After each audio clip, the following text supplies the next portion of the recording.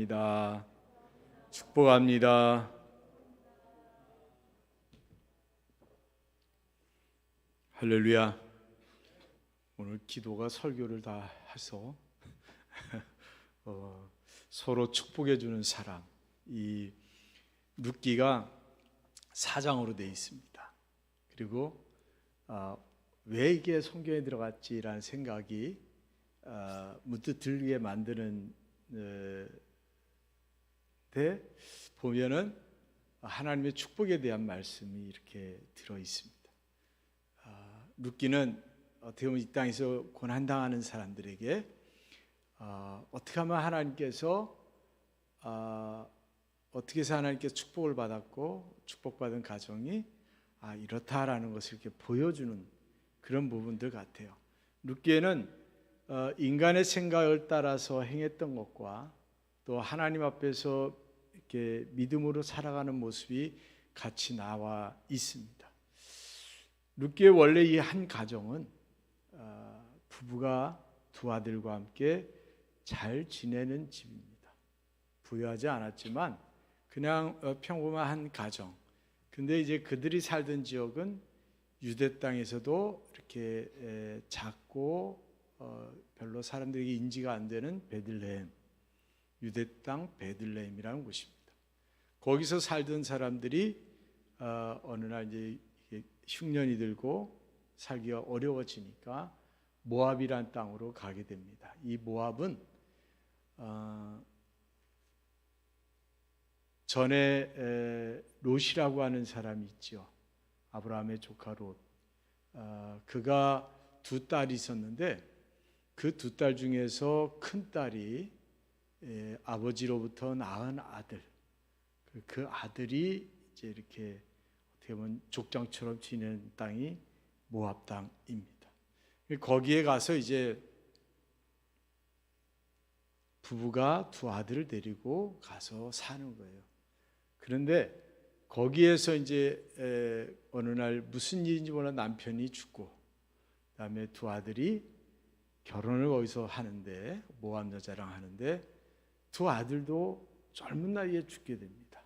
오늘 보면은 이 보아스에게 들어간 룻이라고 하는 여인이 이 젊은 여자로 이렇게 표현된 거 보면 과부가 젊었을 때 된 것이고 그런 걸 볼 때는 이제 젊은 나이에 두 아들을 잃고 또 남편은 물론 잃고 혼자 된 여인. 그러면서 이제 며느리 둘이 남았는데 그 중에 큰 며느리가 이제 어머니를 따라서 다시 어머니의 고향으로 돌아오는. 그래서 거기서 이제 정착해서 살게 되는 모습이 오늘 이제 본문의 내용입니다. 아무것도 없이 왔는데 어떻게 보면 이제 흉년이 들어서 힘들어서 도피했다 온 가정이잖아요. 그러면 그 시족 사회에서 뭐 그렇게 크게 환영받을 일도 아니고, 그렇죠? 뭐 환대가 없었을 거 아니에요. 그러니까 와가지고 힘겹게 사는데 남의 집에 이제 추수가 끝나고 나면 거기 가서 이삭 죽기 위해서 먹고 산다든지 이렇게 이제 사는 가정이었습니다. 그런 소망이 없는 가정같이 보이는 정말 힘들고 어렵고 이 나옴이라고 하는 여인은 얼마나 또 눈물이 많았겠어요.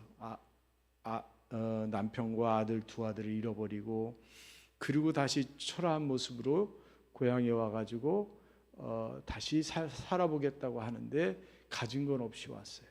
그러니 얼마나 신세 한탄이 많았겠어요. 근데 그런 가정이 어떻게 해서 이렇게 하나님의 축복을 받았을까 했을 때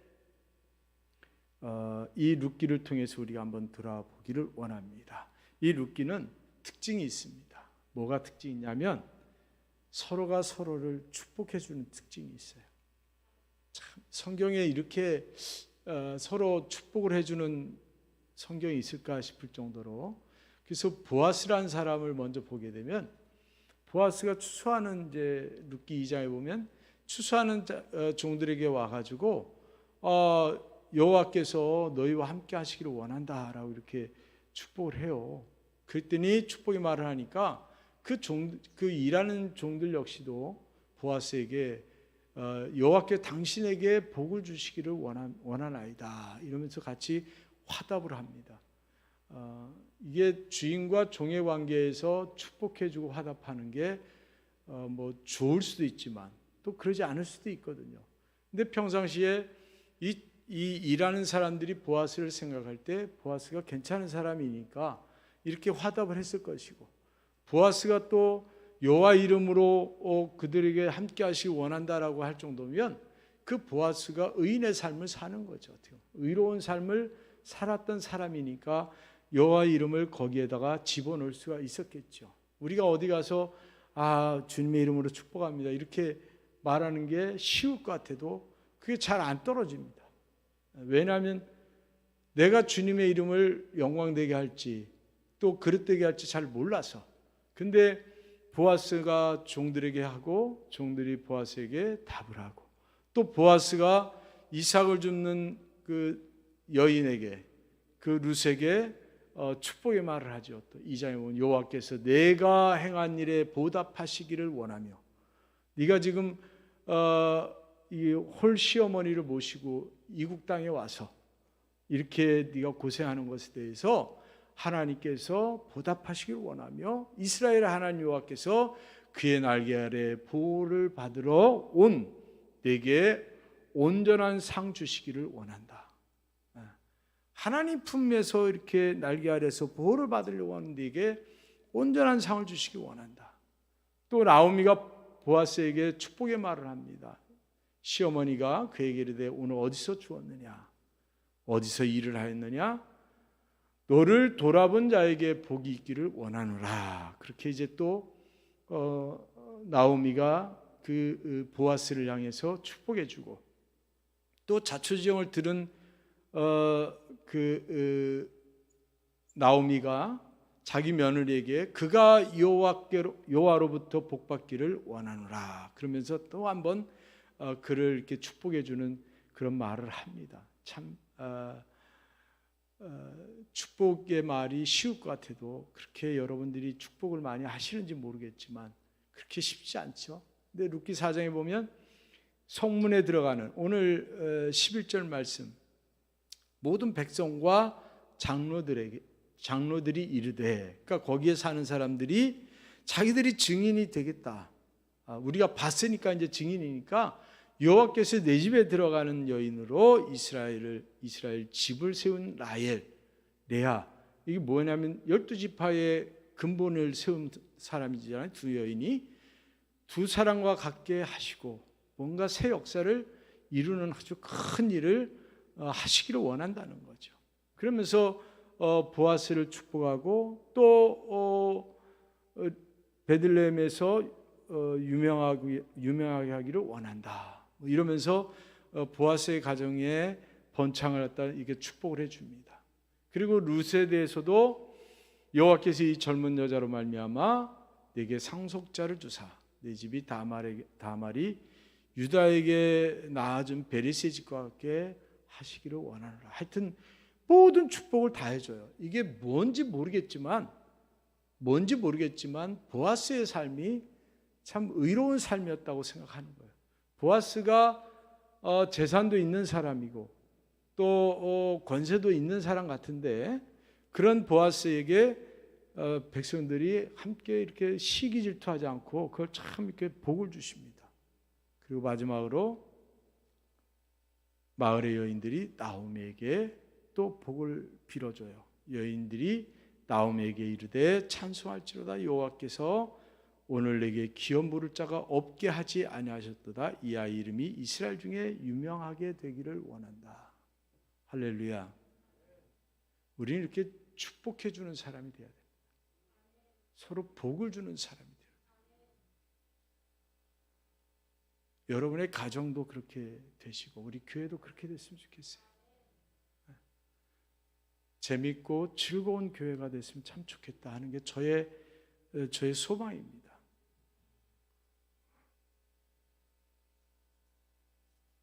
이 룻기를 보면 제가 목회했던 온양에 명예장로님이 계세요. 여자분인데 현 장로님이라고. 그분이 이제 시대의 아픔 때문에 그분이 이제 지금 살아계시면 100 몇 세 되셨을 거예요. 그분이 시대 아픔 때문에 결혼하자마자 남편과 일본으로 배 타고 넘어가서 거기서 이제 이렇게 조금 지내다가 시댁이 너무 찢어지게 정말 가난해서 마음이 걸려가지고 보름 된 아이를 데리고 한국으로 혼자 옵니다. 시부모를 모시려고 와가지고 배를 짜면서 그 가난한 저 동네에서도 저 외진 곳에 허름한 집에서 그 시부모만 모시고 혼자 몸으로 아이 하나 데리고 배를 짜면서 그 시부모를 모셨어요. 그리고 남편이 곧 올 것처럼 생각했는데 안 와요. 30년이 지나도 남편이 안 오고, 그래서 이분이 계속 섬기는 거예요. 그러다가 이제 다 뭐 시부모는 돌아가시고 이제 이분이 혼자 아들 하나를 키웠는데 40년인가 지나서 남편이 죽기 전에 돌아옵니다. 일본에서 결혼해서 또 가정을 이루고 사업을 잘해서 거기 정리를 이렇게 하고 물려주고 현금 가지고 와가지고 집을 짓고 이렇게 사는데, 이분이 그거를 뭐 원망하거나 있지 않고 그걸 가지고 또 동네 학교에 기부도 하고 교회에 기부도 하고, 그래서 교회 성물을 다 바꾼다든지 뭐 건축하는데 헌금한다 이러면서 학교도 그렇고, 이분이 좋은 일 참 많이 합니다. 항상 제가 이렇게 가면 하얀 한복을 입으시고 항상 저를 정갈하게 맞아주셔요. 예배 드리면 항상 앞에 다 입으시고 앞에 앉으셔서 예배를 탁 드리시고, 오로지 주님밖에 희망이 없어서 주님만 믿고 따랐던 분, 그분이 생각이 나는데 그런 사람이 지금 이 사람이 있을까 싶어요. 예전에도 아마 그런 사람은 솔직히 없었을 겁니다. 아들도 버리고 갔는데 며느리가 뭘 그 시부모를 그것도 지자치게 가난한 시부모를 모시려고 와가지고 밤새 배 짜고, 배 짜는 게 엄청 어렵습니다, 사실은. 그분이 생각이 나는데, 이 룻도 역시 마찬가지예요. 거기 고향에 살아도 되고 젊은 나이니까 이제 남편도 없고, 그런데 룻이 시어머니를 따라서 아무 연고도 없는 땅에 시어머니 하나를 보고 따라옵니다. 그러니 거기에 얼마나 이게 눈물과 또 불안함과 두려움이 많았겠어요. 다 시어머니대로, 며느리대로 힘들었겠죠. 근데 이들이 어떻게 해서 이렇게 하나님의 복을 받을 수 있었냐 보니까 이 룻게 나온 사람들은 그릇이 돼 있더라고요. 그릇. 하나님의 복을 받을 만한 그릇들이 돼 있더라. 그릇들이 돼 있더라. 그래서 이 보아스라는 사람 역시도 의로운 사람이고, 또 불쌍한 사람들을 향해서 은혜를 평상시에 베풀 수 있는 사람이고, 그래서 이 보아스가 추수하면서도 레위기 23장에 있는 말씀대로 너희 땅에 곡물을 벨 때에 밭 모퉁이까지 다 베지 말며 떨어진 것을 줍지 말고 너는 그것을 가난한 자와 거류민을 위하여 버려두라. 나는 너희 하나님 여호와니라. 그러니까 그렇게 한 거예요. 자기가 많아서 그걸 줄 수 있는 게 아니죠. 많다고 해서 안 비는 게 아니에요. 아유, 많은 사람들이 더 독한 사람들 많습니다. 보면 99개 가지면 한 개를 더 가지려고, 그래서 100개를 채우려고 하는 게 인간의 욕심인데, 그것을 어려운 사람들이 가져갈 수 있도록 내버려 두는 거, 이것도 참, 이건 평상시의 삶에서 나오지 않으면 어려운 거죠. 그러니까 의롭게 살았던 사람이에요. 나름대로 의로움을 가지고 살았던 사람, 손익계산하지 않고 배려하는 마음이 몸에 밴 사람. 그리고 또 하나는 이 보아스가 의무를 다한 사람이에요. 손해가 나더라도. 원래 이제 나옴이라고 하는 가정이 대가 끊어지는 상황이 된 거죠. 그럴 때에 친족이 그 룻을 데려다가 아내로 삼아서 대를 잇게 해줘야 되는 풍습이 있었는데, 그 일을 보아스가 우선순위가 아닌데 그 앞에 이제 그 우선순위인 사람들이 자기들이 경제적 손해가 있고 특별히 뭐 그렇게까지 할 필요가 없다고 느꼈는지 그것을 거절하죠. 거부하죠. 그러니까 보아스가 그것을 떠안게 되는 거죠. 그 보아스가 그 일을 행하게 됩니다.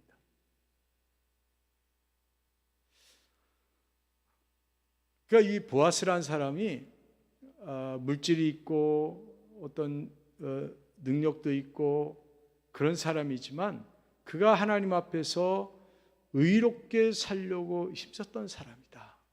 그러니까 평상시에 그릇이 되어 있는 거죠. 우리가 이 그릇이 됐으면 좋겠어요. 할렐루야. 그릇이 되어 있었으면 좋겠어요. 저도 이게 조금 숙제이긴 한데 어디 가서 이렇게 품이 있는 사람을 보면 참 부러울 때가 있습니다. 젊은 사람인데도요, 품위가 있어요. 말하는 거나 행동하는 거나 뭐 이렇게 자세 같은 게요, 품위가 있어요. 그래서 제가 이렇게 볼 때, 야, 저 사람은 어떻게 저렇게 품위가 있지? 물론 뭐 교육도 그렇게 될 수 있겠지만 우리 그리스도인들이 품이 있는 삶을 살았으면 좋겠어요. 어디 가서 막 시장 가서 물건 깎을 때 막 시끄러워서 이렇게 보면 교회 다니는 사람이면 안 된다는 거지, 제가 볼 때. 어디 뭐 식당 같은 뭐 식당이나 카페 가서 막 떠드는데 과사님 막 집사님 막 이런 막 진짜 듣기 싫어요, 저는. 네, 제가 목사인데도 듣기 싫어요. 그러니까 우리들이 내 입에서 집사 원사라는 말이 나올 정도 되면 다른 사람에 대한 배려가 돼야 되는 거죠. 예. 그게 안 되는데 막 그렇게 하니까 제가 목사인데도 듣기 싫더라고요. 그러니까 우리가 재정적 손해가 나더라도 어떤 의무가 있을 때 그것을 포기하지 않는 것, 이게 보아스가 준비된 그릇이란 증거고, 또 보아스가 분명하게 자기가 거절해도 되는데도 불구하고 그것을 거절하지 않고 용기를 내서 할 수 있는 것도 그것도 준비된 그릇이기 때문에 그렇습니다. 근데 이 나옴이라고 하는 여인도 자기 며느리 룻을 향해서, 사실은 큰아들 작은아들이 둘 다 젊었을 때 죽은 거잖아요. 그러면 우리나라 같으면 며느리 잘못 들어와서 아들 죽었다고 얘기할 수도 있잖아요. 어떻게 보면 죄송한데 옛날에는. 그런데 나오미가 룻을 향해서 3장에 보면 내 딸아 내가 너를 위하여 안식할 곳을 구하여 너를 복되게 하여 하지 않겠느냐. 안식할 곳, 너가 살 수 있는, 이제 짝을 만나고 살 수 있는 그 대상자를 내가 구해야 되지 않겠냐. 이렇게 이제 염려하고 걱정하는 거죠. 자기를 섬기겠다고 온 며느리인데 다른 집으로 보내려고 하는 생각을 갖는 거죠. 네. 참 이거 되게 좋은 부분입니다.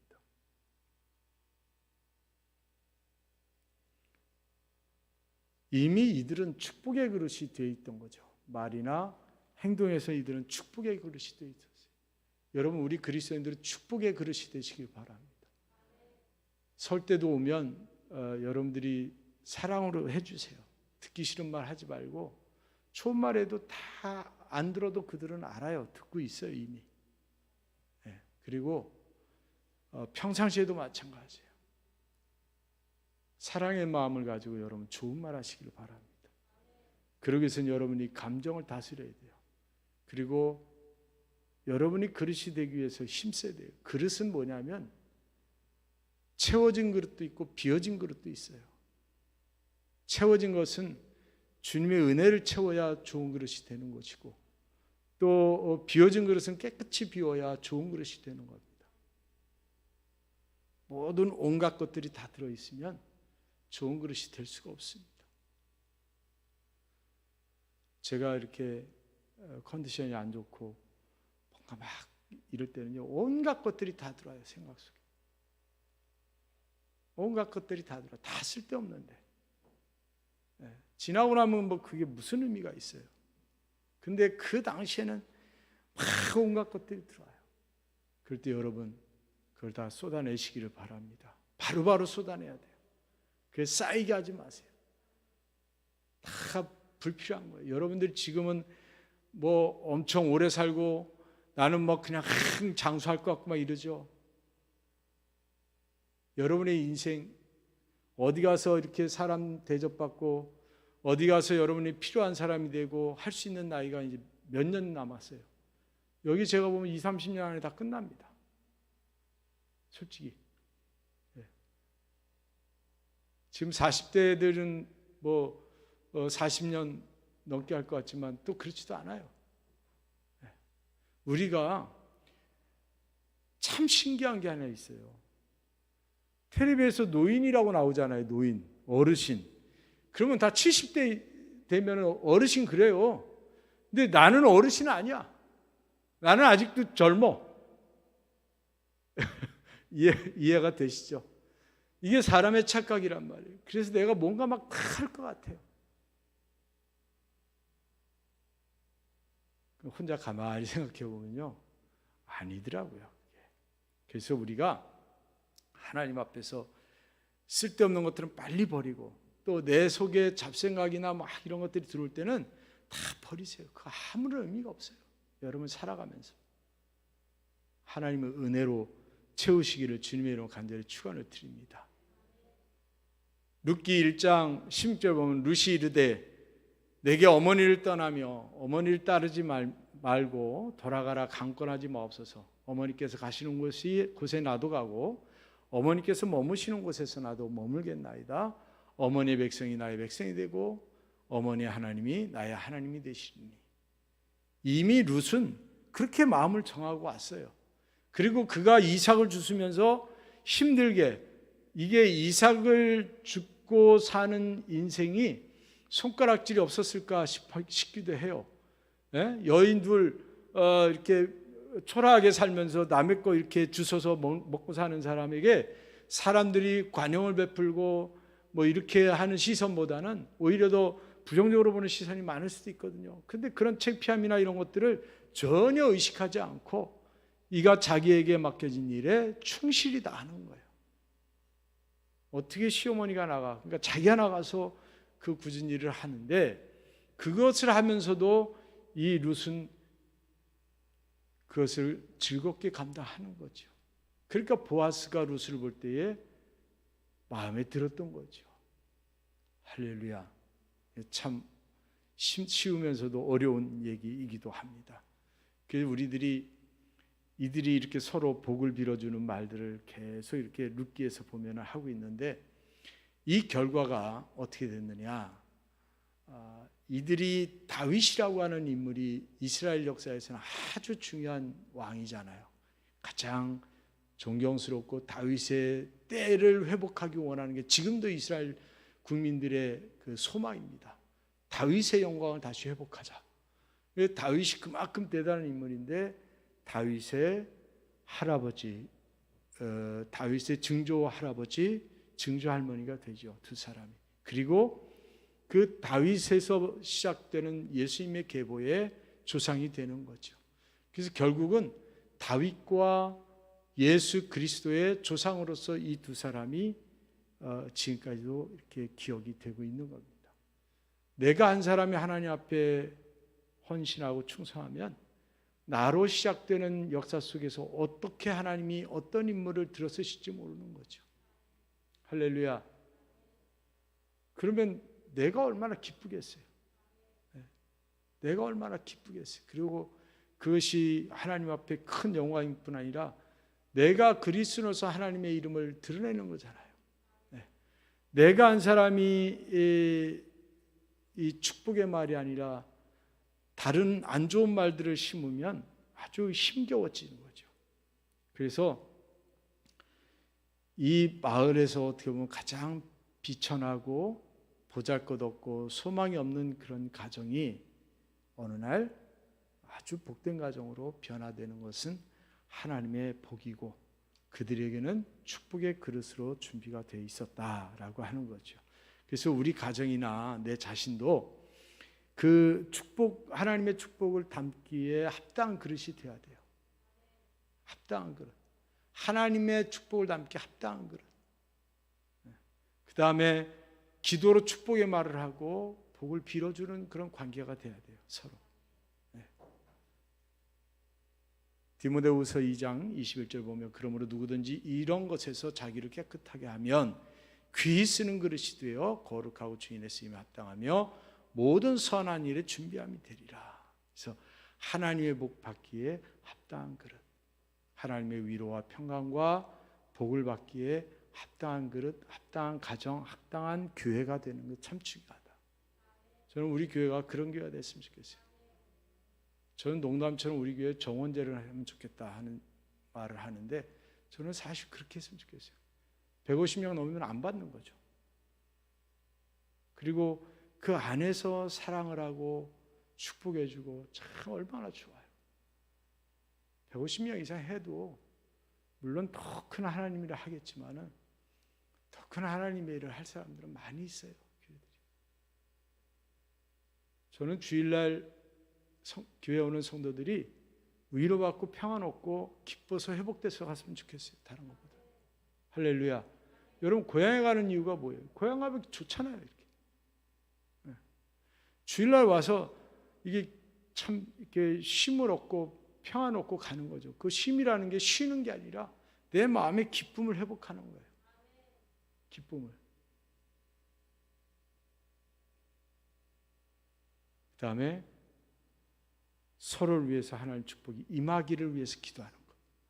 서로 축복의 말을 하는 것도 있지만 축복이 임하기를 위하여. 에베소 4장 26절 보면 분을 내어도 죄를 짓지 말며 해가 지도록 분을 품지 말라는 거예요. 저는 부부싸움을 해도요 하루를 안 넘겼어요. 그걸 왜 넘겨요? 뭐하러? 안 살 건 몰라도 살 건데. 그 감정에 매여서 막 일주일씩 막 한 달씩 가는 사람이 있어요. 그거 바보죠.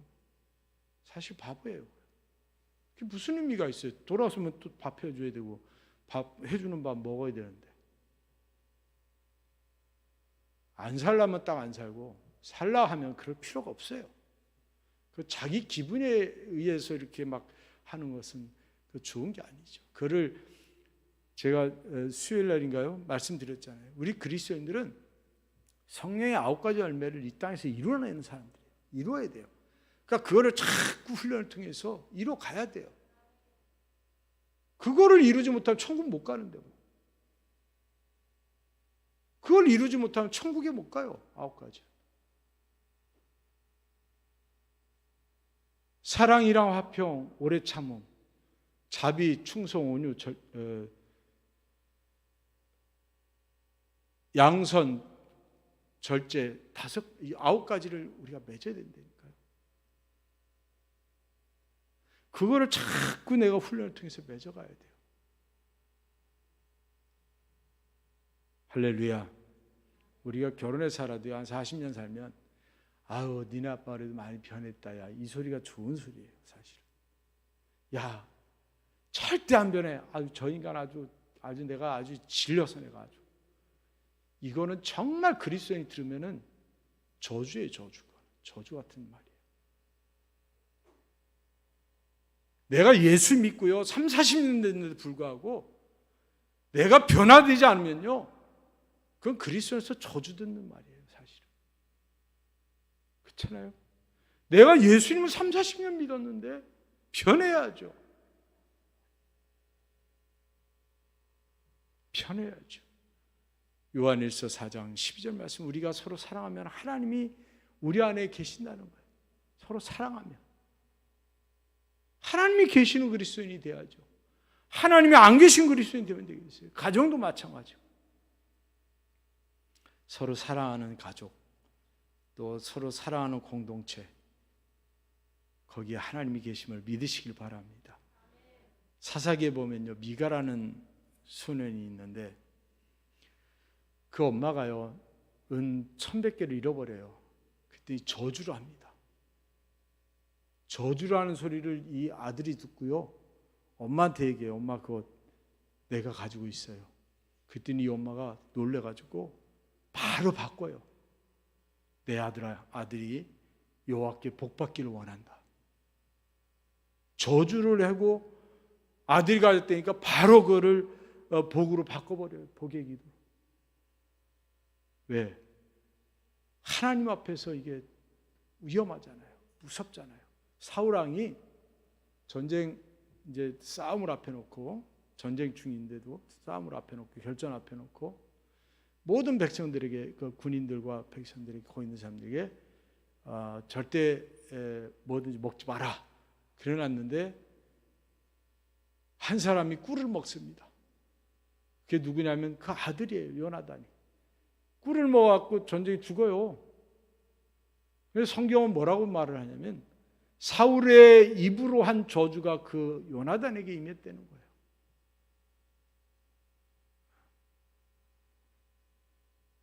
무엇이든 먹는 사람은 저주를 받을 거다 그랬는데 죽어요. 그러니까 성경은 그 요나단에게 임했다는 거죠. 그 아들에게. 사람이 말을 잘해야 되는데 특히 이 그리스도인들은요 더욱 그래야 됩니다. 그리스도인은 정말 감정이라도 저주의 말이나 악한 말을 하면 안 됩니다. 왜? 우리는 전지전능하신 하나님 믿잖아요.